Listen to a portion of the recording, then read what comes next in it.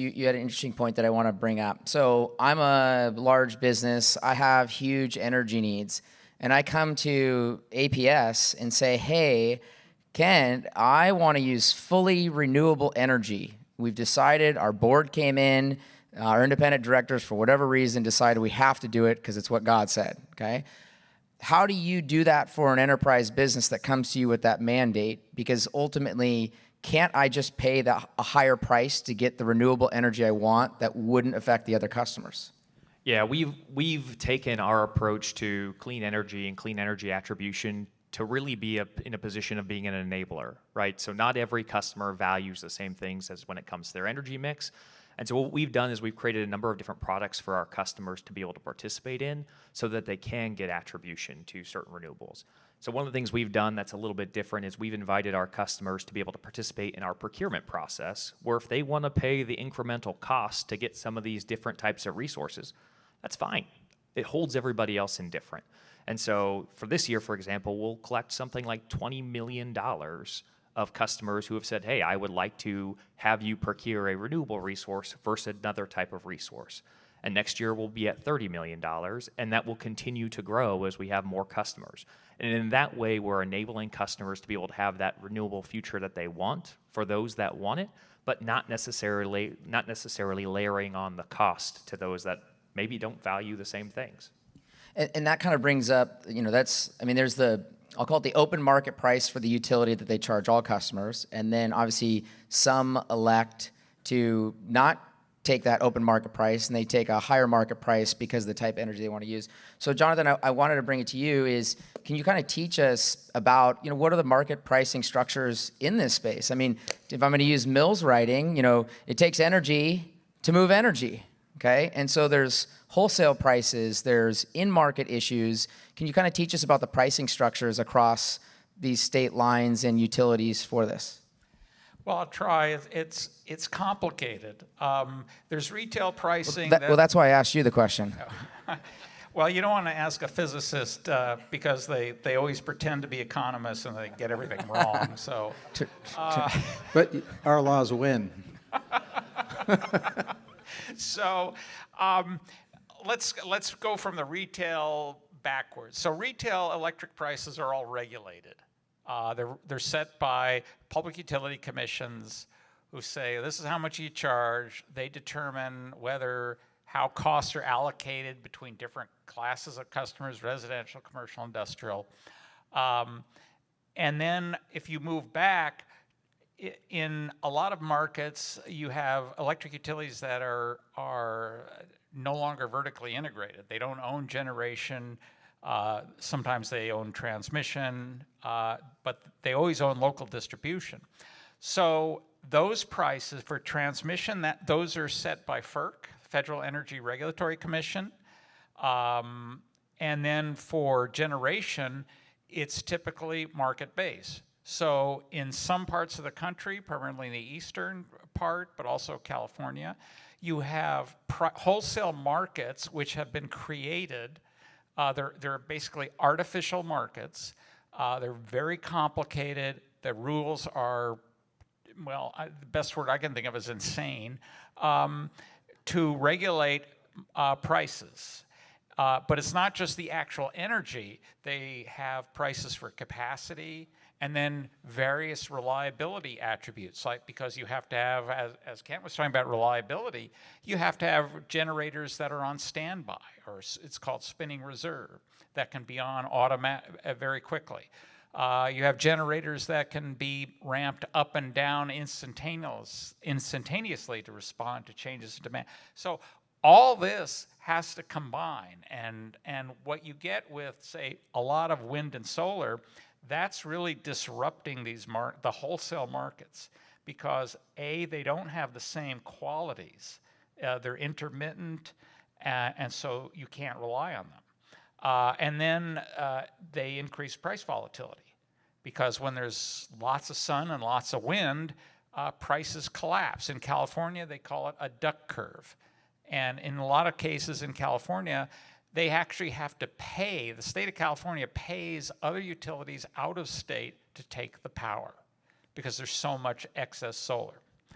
So it's really a mess right now. And unfortunately, it's going to get worse before it gets better. Okay, and I want to touch on one thing, and then we're going to pivot to a slide of Mark's. But so Ken, to kind of follow on that of like what you pay for someone to do that seems odd, but yet we call that the utility business. When I put solar panels up in my house in the municipality of Phoenix, okay, I can be using some of the power I'm generating, okay? But what do you pay those people, and why do you pay them that? Would be my second question. Yeah, there's a long list of APS going and trying to find an equitable place to have rooftop solar, because that's we're sunny, we have lots of opportunity for that, and we're a fairly suburban area. So 1 in 6 to 1 in 7 of our single family homes in our footprint do have rooftop solar. They offset their usage for any amount that they use, and then what they push out to the grid is that we pay them like they're a power producer under a fixed price contract. Now, the goal of this was to move from something that's called net metering, where you get a 1-for-1 credit for that, for whatever you produce that you can use later, and get into an area where we can see a more value-aligned compensation for those folks. So right now in Arizona, if I go for the first 6 months of this year, the average market price during the middle of the day where rooftop solar is generating, somewhere around like $5. You get paid. If it was valueless, it would be more valuable than what that resource timing would be. And so we're paying folks to be able to produce at a time where prices are negatively valued and you have to offload it to somebody at a payment. And so that underlines sort of a need to have us change that. We have changed that. So every year it kind of declines a little bit, and that's intended to be able to give industry an opportunity to adjust to be more value aligned. So rather than just putting solar panels on a roof, they might add energy storage to that value proposition, control of thermostats, or other smart technologies that can do a better job aligning to where value exists. APS has had residential demand rates since the 1980s and time of use rates since the 1990s. And what those are is just a different way to communicate costs to customers so that prices are higher when prices are higher and prices are lower when prices are lower. And in that way, give customers the opportunity to save money by being able to adjust their usage to lower value timeframes. Sure, and you'd obviously pay for someone to use that energy in lieu of building the storage, which might cost you more than paying someone else to use it. Again, very perverse incentives, but so I want to go to this slide that Mark provided, and I think this will kind of kick off our next discussion here. We got it up on the side TVs here. Mark, can you kind of teach us, through this slide, how technology changes the needs, and we'll probably get back into Jevon's paradox a little more in this discussion and talking about I'll call it the technology needs in these markets that we're talking about particularly. Yeah, sure. But first, let me add to, not to beat up on utilities, it's the regulators that impose on utilities the structures that they have to do kabuki dances around to accommodate goals and objectives. It's useful to observe in the physics of the universe we live in that everything has an energy cost. And the goal of having a solar panel on a residential roof is ostensibly to cut carbon dioxide emissions because the solar electric panel doesn't emit anything when it's operating. Obviously, in the ecosystem that produced the silicon, something gets emitted, and most of you probably know, but maybe you don't, that over 90% of all the photovoltaic silicon that's manufactured in the world is produced in China on coal-fired grids, because it's a very electric-intensive process to make the silicon that George and I like and think is still going to be around for a long time, but roughly 10 times more energy per pound to produce than metallurgical-grade steel.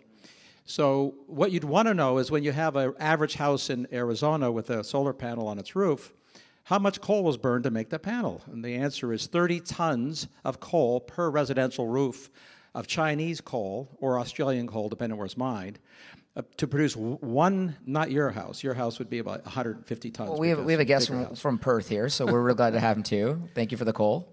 But the CO2 is emitted into the same atmosphere, and it's unavoidable unless you decide you're going to make the silicon here And of course, we're not deciding to make the silicon here because it's energy intensive, and we're busy increasing the cost of energy while China's busily building more coal plants to decrease its cost of electricity. So that's a detail that's relevant because the perverse rules that are being put in place by bureaucrats and politicians to do this giant kabuki dance around the evil carbon dioxide are hiding the realities of where carbon dioxide is emitted, not to mention the whole pantheon of other things. And part of the perversion is this trope that we can, quote, dematerialize, get economic growth without energy growth. That's inherent in the International Energy Agency's net zero strategy. It's baked into many policies at the state level and now at the federal level that we can manage growth. And we're talking about this managing growth of energy. We want GDP growth because everybody agrees. You don't have to be an economist to know this is true, right? Sure. Jonathan? Well, and you're getting at energy starvation, Right. Energy starvation. But I want you to get your slide because I want to talk about using way more energy So here's- in the paradigm that we're in. Well, in the paradigm of the universe we live in, the human beings invent energy demand. That's not an external feature of civilization. It's inherent to civilization.